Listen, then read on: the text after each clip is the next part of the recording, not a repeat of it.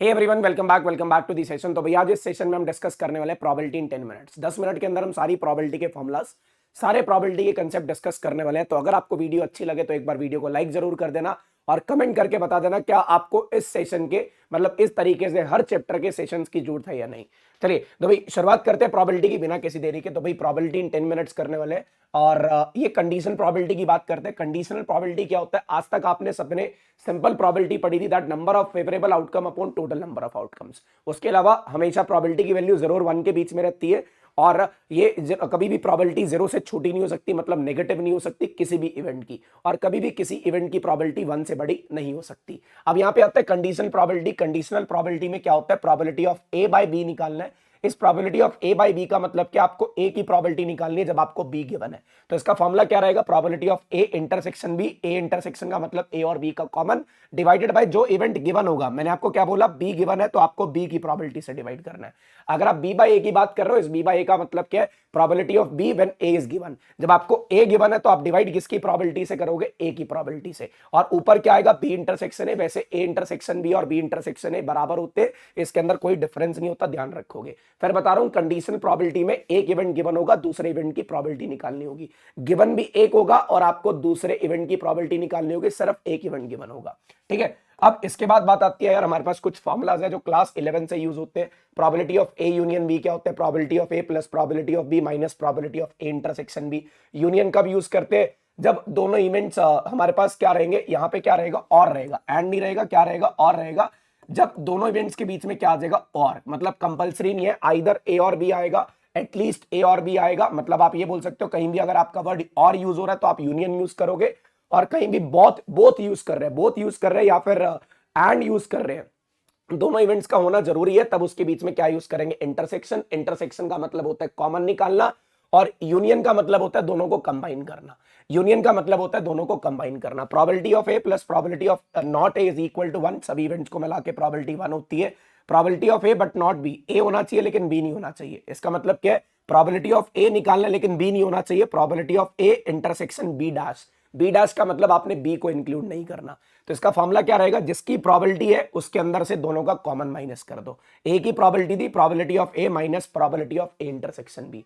Probability of A minus probability of A intersection B. ऐसी neither A nor B, और you can say that not A and not B. ना तो ए होना चाहिए ना B होना चाहिए। ए डैश बी डैश दोनों का इंटरसेक्शन। भाई देखो सिंपल सा फॉर्मूला है, अगर दोनों का अलग अलग डैश है और बीच में होल इंटरसेक्शन पड़ा हुआ है, इनका होल डैश लगाना हो तो इंटरसेक्शन की जगह यूनियन आ जाएगा। इंटरसेक्शन की जगह यूनियन आ जाएगा, और अगर ये डैश हटाना हो तो 1 में से प्रोबेबिलिटी को माइनस कर दो। मतलब probability of A union B का whole dash is equal to 1 minus probability of A union B. Probability of not A और नॉट बी। और का मतलब क्या आएगा? यूनियन। बताया था और का मतलब क्या आएगा? यूनियन आएगा। नॉट ए नॉट बी है, डैश और डैश लगा हुआ है।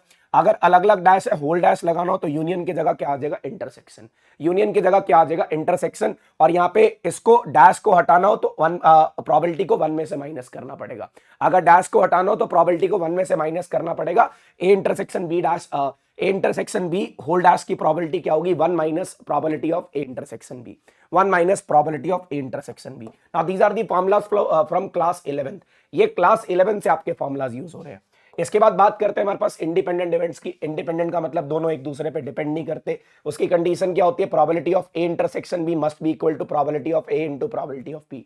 अब इंटरसेक्शन को सिंपली ऐसे भी लिखा जा सकता है, probability of A B. Probability of A B will be written as probability of A into probability of B. Probability एक कुछ, ये तो सबसे इंपॉर्टेंट कंडीशन है जो आपको क्वेश्चंस में यूज करनी है। Probability of A by B किसके बराबर होगा? प्रोबेबिलिटी ऑफ ए।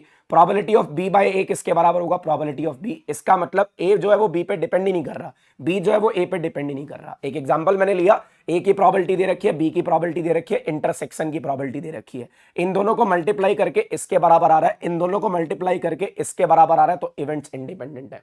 तो इवेंट्स क्या रहेंगे? इंडिपेंडेंट रहेंगे। बहुत आसान सी चीज थी। फिर उसके बाद बात आती है मल्टीप्लिकेशन थ्योरम की। मल्टीप्लिकेशन थ्योरम क्या होती है? अभी हमारे को एक साथ काफी सारे इवेंट करने हैं। पहले क्या हुआ? ए निकाला, फिर बी निकाला, फिर सी निकाला।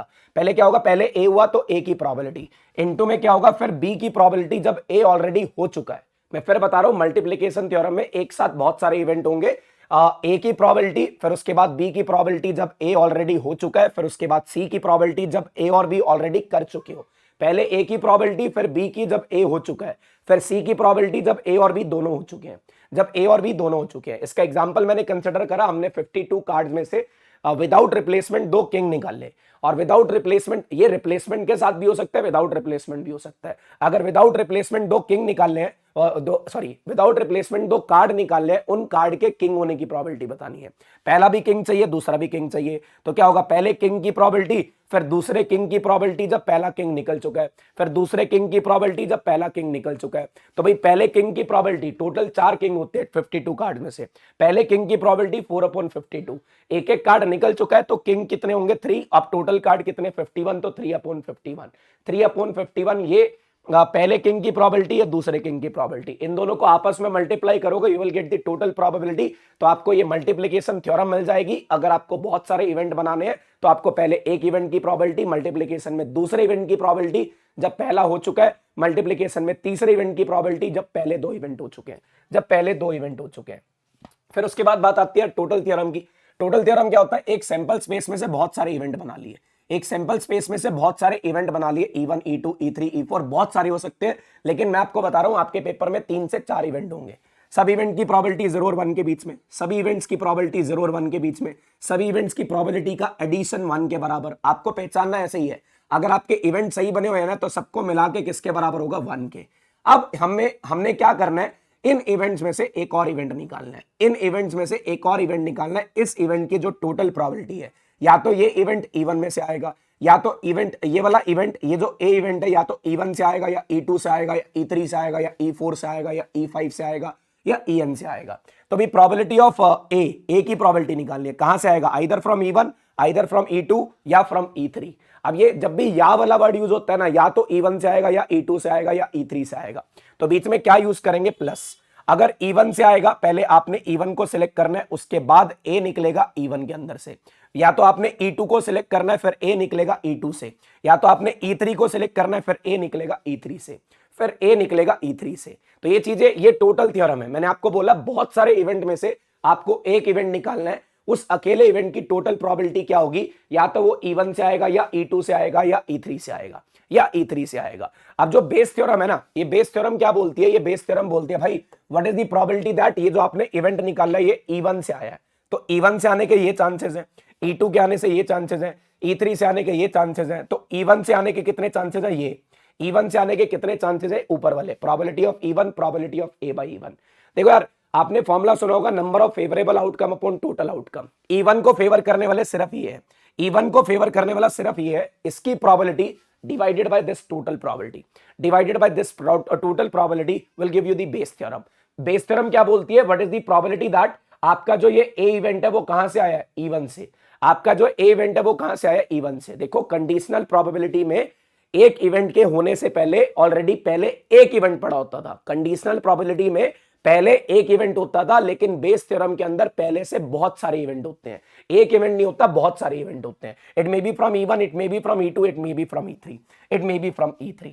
ठीक है, चलो भी अब इसकी बात करते हैं रैंडम वेरिएबल्स की। रैंडम वेरिएबल्स के अंदर आपको टेबल बनाना होगा। फॉर एग्जांपल, हमने कॉइन को 2 बार टॉस करा, what are the possible number of heads, head कितनी बार आ सकते हैं, हेड उसका 0 टाइम आ सकता है, 1 टाइम आ सकता है, 2 टाइम आ सकता है, ये उसकी पॉसिबल वैल्यूज है। इस तरीके से आपको टेबल बनाना होगा। ये 3 भी हो सकती है, 4 भी हो सकती है, 5 भी हो सकती है। सबकी प्रोबेबिलिटी लिखनी होगी, सबकी प्रोबेबिलिटी निकली होगी। मैं आपको बता दूं, हर किसी की प्रोबेबिलिटी 0 और 1 के बीच में। आपको रैंडम वेरिएबल चेक कैसे करना है, आपको रैंडम वेरिएबल चेक कैसे करना है, इन सभी प्रोबेबिलिटी का सम 1 के बराबर होगा। इन सभी प्रोबेबिलिटी का सम जो है वो 1 के बराबर होगा। अगर ये 1 के बराबर नहीं आ रहा, मतलब आपका रैंडम वेरिएबल गलत है, मतलब आपका रैंडम वेरिएबल गलत है। फिर इसमें 2 चीजें पूछी जाती हैं, एक मीन। मीन कैसे निकलता है, एक्स और पी एक्स को कॉरेस्पॉन्डिंग एक्स और पी एक्स को मल्टीप्लाई करके ऐड कर दो, summation of x I P I, summation of x I P I, summation of x I P I. और वेरिएंस कैसे निकलता है, समीशन ऑफ एक्स आई का स्क्वायर इंटू पी आई, मतलब इनका स्क्वायर करने के बाद, इनका स्क्वायर करने के बाद पी आई से मल्टीप्लाई करो और ऐड कर दो, और साथ में मीन का स्क्वायर माइनस कर देना, और साथ में मीन का स्क्वायर माइनस कर देना। और अगर आपको स्टैंडर्ड डेविएशन निकालनी है तो अंडर रूट ऑफ वेरिएंस कर दो, स्टैंडर्ड डेविएशन निकालनी है तो अंडर रूट ऑफ वेरिएंस कर दो। तो भाई ये पूरा चैप्टर खत्म हो गया, जिसके अंदर random variables, Bayes theorem, total theorem, multiplication theorem, independent events और फॉर्मूलाज के साथ कंडीशनल प्रोबेबिलिटी होगी। अगर बाकी के चैप्टर्स के भी ऐसे 10 मिनट के रिवीजन चाहिए तो एक बार कमेंट बॉक्स में बता दो, बाकी के चैप्टर की भी बहुत जल्दी लेके आ रहे हैं। Thank you.